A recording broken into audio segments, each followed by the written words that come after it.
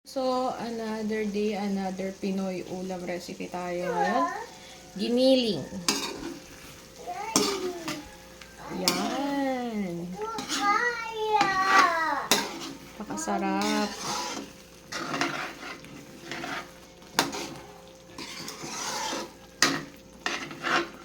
So, luto tayo. Maglagay tayo ng mantika sa mainit na kawali. Yan.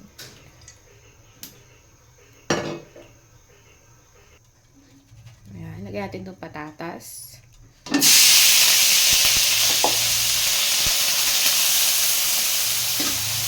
Kung bakit ganyan yung hiwa ng patatas, kasi po gumamit ako ng grinder. Ayan yung carrots. Tamad tayo maghiwa for today's video. Para-paraan lang yan. Ayan. Tulutuin muna natin. Lagay na rin natin tong chopped carrots.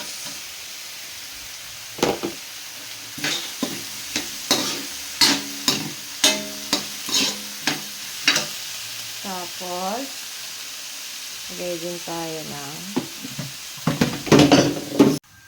yan, gisa-gisa lang natin hanggang sa mawala yung tubig. Ayan. Matuyuan siya tapos magmantika.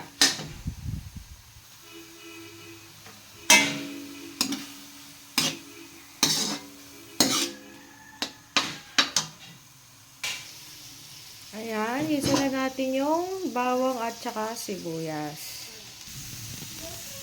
Natin siya sa gilid. Gisa natin ng konti.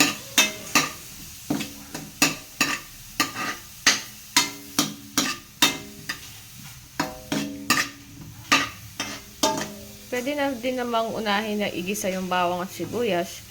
Pero dahil nagbabawas tayo ngayon sa mantika, gumamit na tayo ng mantika kanina sa patatas, tsaka sa carrots. So, bawas naman tayo ng mantika dito sa karne. Ayan. So, gisa-gisa.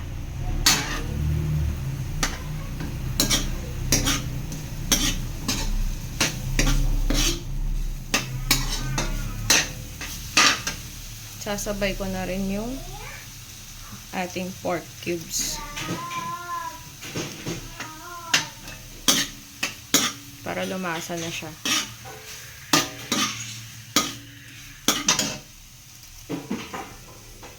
Then, yung ating pepper.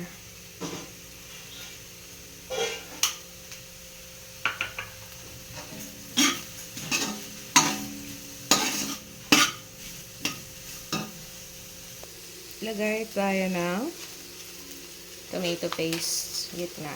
Ayan. Sabay natin pag-isa. Mas lumalabas kasi yung lasa ng tomato paste kapag sinasama sa pag-isa.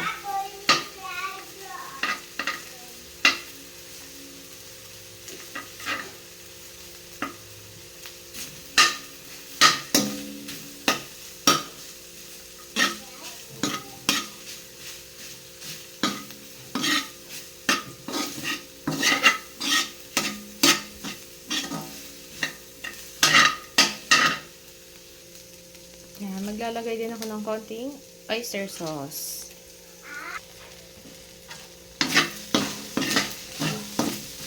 At konting soy sauce. Hindi tayo agad maglalagay ng asin. Titikman muna natin yan kasi nilagyan na natin kanina ng asin yung patatas. Yan. Baka naman umalat.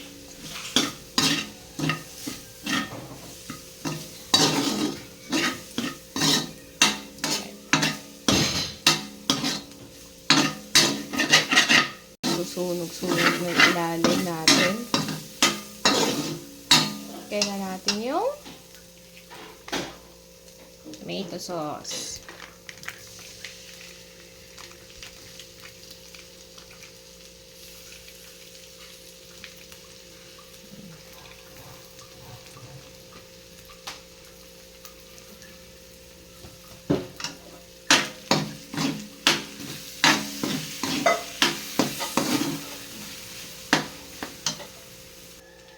Maglalagay din ako nitong konting pickle relish.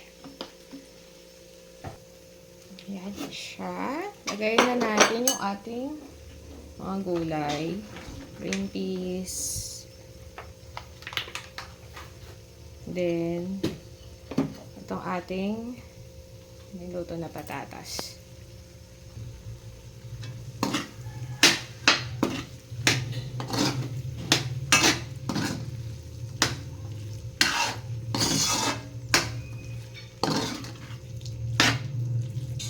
Yan siya, oh.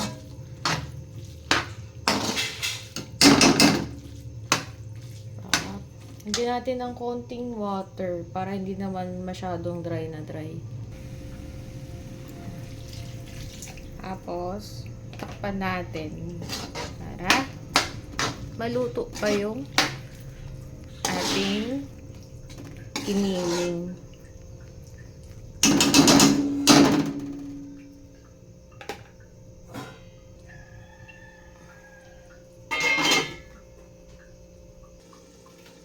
Huwag natin kakalimutan na halu-haluin para hindi dumikit yung ilalim niya. Ayan.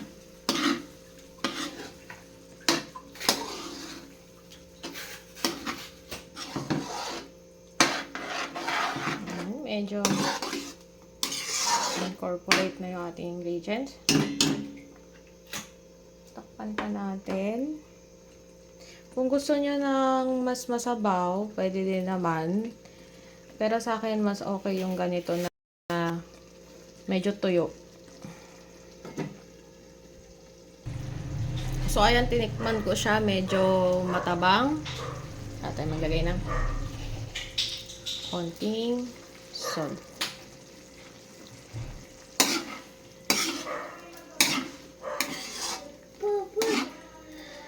Na rin tayo ng grated cheese. Ibabaw.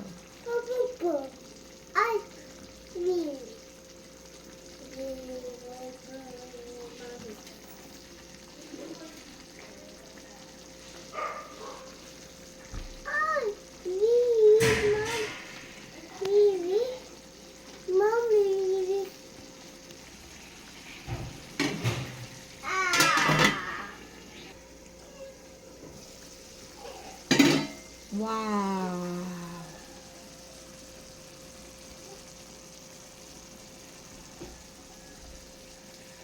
Ito na yung ating binili.